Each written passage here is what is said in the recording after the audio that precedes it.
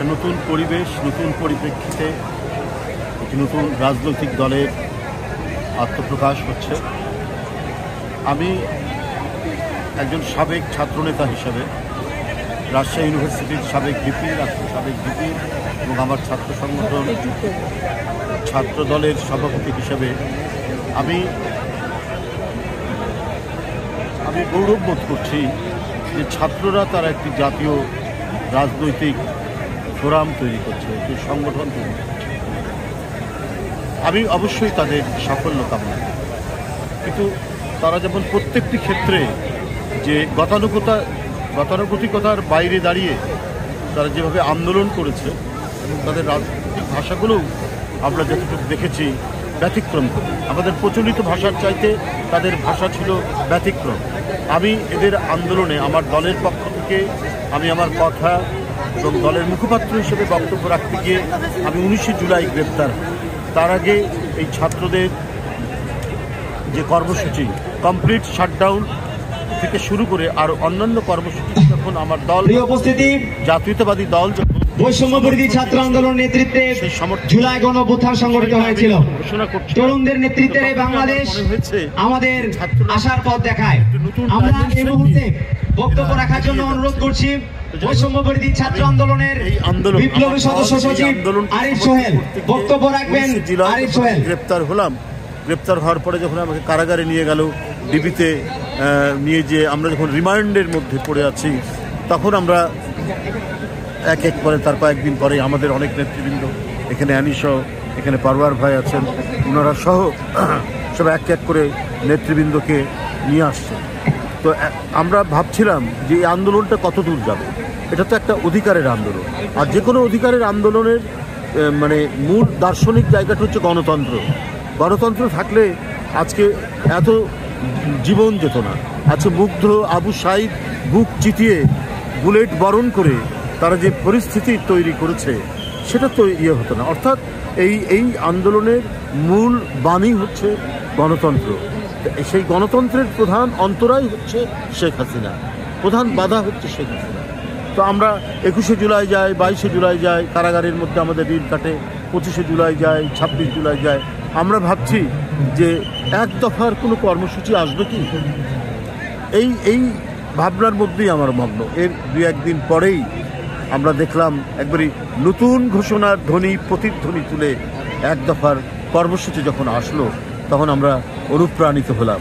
আমরা কারাগারের মধ্যেই আমাদের বুক ভরে উঠল যে না, সত্যিকার অর্থেই আমাদের যে 16 বছরের যে সংগ্রাম করেছি দেশনেত্রী বেগম খালেদা জিয়ার নেতৃত্বে এবং আমাদের ভারপ্রাপ্ত চেয়ারম্যান তারেক রহমানের নেতৃত্বে আমাদের যে ক্রমাগত আন্দোলন সংগ্রাম, সেই সংগ্রামের একটি পরিণতির দিকে আমরা যাচ্ছি। যাই হোক, এটি 5ই জুলাই, তো আমরা 5ই আগস্ট আমরা দেখলাম এর পরিণতি হলো আপনার এক নায়ক ফ্যাসিস্ট পালিয়ে গেলেন এবং মানুষের মধ্যে নতুন চিন্তা চেতনা, মানুষের মধ্যে নতুন ভাবনা এবং মানুষ একটা বড় ধরনের যে পরিবর্তন, সেই পরিবর্তনের মানুষ প্রত্যাশা করেছে যে প্রকৃত অর্থেই বহুদলীয় গণতন্ত্রের পুনরুদ্ধার হবে এবং সেই গণতন্ত্রের চর্চা থাকবে এবং আমাদের রাষ্ট্র এবং সমাজে গণতন্ত্রের বিকাশ লাভ করবে। রাজনৈতিক সামাজিক সংগঠন আমরা সেই প্রত্যাশা, সম্মানিত কূটনীতিবিদ, যদি গণতন্ত্রের চর্চা সঠিকভাবে তখন শ্রমিক রাজনৈতিক দল যে বাংলাদেশের রাজনৈতিক দল জনগণ করতে পারে, এটা তো গণতন্ত্রের অপরিহার্য শর্ত। নতুন একটি সাবেক সূচনা লগ্নের সাক্ষী হতে এই ঐতিহাসিক মুহূর্তে মানিকমিয়া ইউনিয়নে জড়ো হয়েছেন দলটি যারা, আপনাদের সকলকে আমাদের পক্ষ থেকে জানাচ্ছি বিপ্লবী সালাম ও শুভেচ্ছা। আসসালামু আলাইকুম। আমাদের শুভেচ্ছা জানাচ্ছি তাদের প্রিয় ভাই ও বোনেরা, এবং আমি মনে করছি এক ঐতিহাসিক সংগ্রামের মধ্য দিয়ে ধরনের রাজনৈতিক 2024 নতুন 5ই আগস্ট রাজনৈতিক বাংলাদেশের ছাত্র জনতা এই জন্যই নিয়ে আসবেন যে যুগের অধিক ধরে চেপে বসা ফ্যাসিবাদী আওয়ামী শাসনকে উৎখাত করে এক ঐতিহাসিক যাত্রার সূচনা করেছে। বিষয় আমরা চাই যে আপনারা জানেন যে জাতীয় রাজনীতি আমাদের এই পূর্ববঙ্গ ঐতিহাসিক ভাবেই পরিবর্তন এবং বিদ্রোহ এবং বিপ্লবের অঞ্চল, পুরনো দিনের একটি ঔপনিবেশিক শাসনের সময়কাল থেকে শুরু করে বারবার নাসিরউদ্দিন আমাদের দেশের তার ছেলে কৃষক, শ্রমিক, ছাত্র জনতাকে যাও রাজনীতি শাসন শোষণ করার নয়া বন্দোবস্ত কায়েম করা হয়েছে।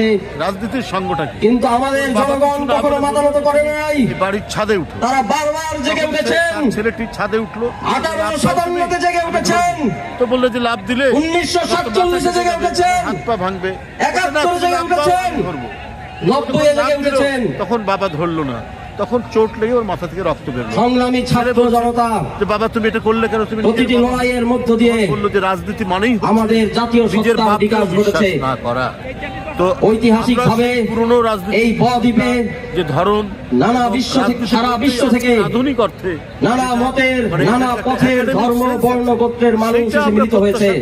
সুজলা সুফলা শস্য শ্যামলা বাংলায় হয়েছে, হাজারো চিন্তা, হাজারো পথ মতের সম্মিলন ঘটেছে। হচ্ছে তারা এই নতুন ডাইমেনশনটা সারা বিশ্বের কাছে অর্থনৈতিক, মানুষের কাছে সাংস্কৃতিক বৈচিত্র্য দিতে পারবেন, তাহলেই এবং সম্প্রীতিময় সমাজের এক উদাহরণ বয়ে আসবে এই পূর্ববঙ্গ। মনে করি তারা এই জন্যই বারবার এই অঞ্চলের উপরে বৈদেশিক নেতৃত্বে পাশবিক শক্তির লোলুপদৃষ্টি পড়েছে। জীবন দিয়েছে, আমরা ব্রিটিশ শাসন মোকাবেলা করেছি, জীবনের আমরা বিদেশি পশ্চিম পাকিস্তানি শাসন মোকাবেলা করেছি। সুতরাং তাদের এই রাজনৈতিক দল আমরা এ দেশীয় ভাষায় কথা বলে এই দেশীয় মানুষের মতো দেখতে, কিন্তু ওই বৈদেশিক শক্তির এজেন্টদের মোকাবেলাও করেছি। যেখানে সাধারণ মানুষ এই ঐতিহাসিক যাত্রাতে বারবার পশ্চিম দিক থেকে ধেয়ে আসা আগ্রাসী শক্তির বিরুদ্ধে বাংলাদেশের কৃষক, শ্রমিক জনতা প্রতিরোধ করে তুলেছে। নিজেদের স্বাধীনতা ও স্বকীয়তা আমরা কোনোদিন বিলাই দেই নাই।